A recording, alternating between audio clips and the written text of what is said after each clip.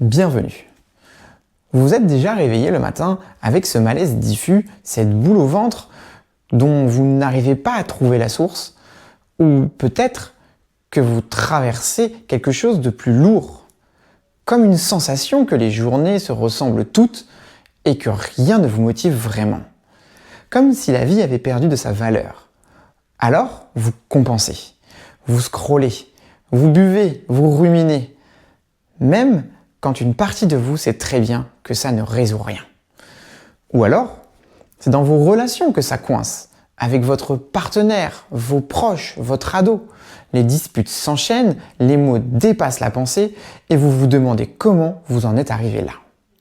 Si l'une de ces images vous touche, vous avez frappé à la bonne porte. Restez, on a des choses à se dire. Ce que je viens de décrire, ce ne sont pas des caprices, ce ne sont pas des signes de faiblesse, ce sont des mécanismes, des réponses que votre cerveau a appris à produire souvent pour se protéger et qui, avec le temps, finissent par vous peser. Concrètement, voici quelques-unes des difficultés que j'accompagne au sein de mon cabinet. L'anxiété, c'est le système d'alarme du cerveau, l'amygdale, qui s'emballe et détecte un danger là où il n'y en a pas forcément. Résultat, tension, pensée qui tourne en boucle, évitement de tout ce qui pourrait déclencher cette alarme. Le stress chronique, quand le stress n'est plus ponctuel mais permanent. Le corps se met en mode survie en continu. Les émotions débordantes, colère, tristesse, peur, quand elles prennent toute la place, le corps et l'esprit se figent. On ne sait plus comment réagir, alors on subit. Le burn-out, cet épuisement profond qui ne se règle pas en un week-end de repos. Quand vous avez tout donné jusqu'à ne plus rien avoir. La dépression, ce n'est pas juste être triste. La dépression, c'est une modification réelle du fonctionnement cérébral reconnue comme maladie et classifiée dans le DSM depuis 1952, le manuel international de référence en santé mentale. Elle entraîne des modifications des circuits de la dopamine, de la sérotonine, de la noradrénaline. C'est toute l'énergie, le plaisir, l'estime de soi qui en est affectée. Les addictions aux substances, aux écrans, aux jeux, à des comportements répétés. Le cerveau a appris à chercher du plaisir et du soulagement d'une certaine façon. Ce n'est pas une question de volonté, c'est une question d'équilibre biochimique, celui du circuit de la récompense qui finit par créer un conditionnement puissant, pas une faiblesse de caractère, mais un réel dérèglement neurobiologique.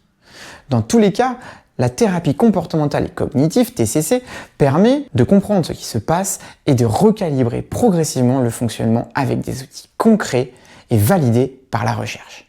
Je me présente, je m'appelle Benjamin, je suis psychopraticien intégratif, je reçois des adultes, des adolescents à partir de 12 ans et des couples. La TCC, c'est une thérapie brève. Ça veut dire qu'on ne passe pas 10 ans à chercher. On cible ce qui pose problème aujourd'hui. On comprend les mécanismes en jeu, on met en place des changements concrets étape par étape. Ma façon de travailler repose sur 3 piliers. L'écoute active d'abord. C'est un concept bien défini en psychologie et ça va bien au-delà du silence poli.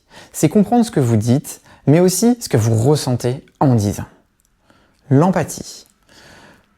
Je ne suis pas là pour vous dire ce que vous devez ressentir, ce que vous devez faire. Je suis là pour comprendre ce que vous vivez de l'intérieur. L'absence totale de jugement. Que vous veniez pour une addiction, une relation compliquée, une anxiété que vous n'osez pas nommer, tout ce que vous apportez ici a de la valeur et tout mérite d'être entendu. Je consulte à 2 endroits. À Pont-de-Mer, dans l'Eure, pour ceux qui sont dans la région normande, et à Rouen pour ceux qui préfèrent la métropole. Dans les 2 cas, vous trouverez un cadre calme, bienveillant, pensé pour que vous puissiez parler sans vous sentir observé ou évalué. Un endroit où vous pouvez poser ce que vous portez. Si vous le désirez, il est aussi possible de prendre rendez-vous en visio sur Créneau Libre directement. Alors, si vous tournez en rond depuis un moment, si vous attendez que ça passe tout seul et que ça ne passe pas, si vous avez envie de comprendre ce qui se joue en vous ou dans vos relations, passez le cap. Prendre rendez-vous, c'est vous donner la chance de comprendre ce que vous traversez. C'est choisir d'avancer avec quelqu'un à vos côtés. Le lien est dans la description ou sur mon site ou directement sur Crénolib. Vous pouvez aussi me contacter si vous le souhaitez afin qu'on puisse échanger. À très vite.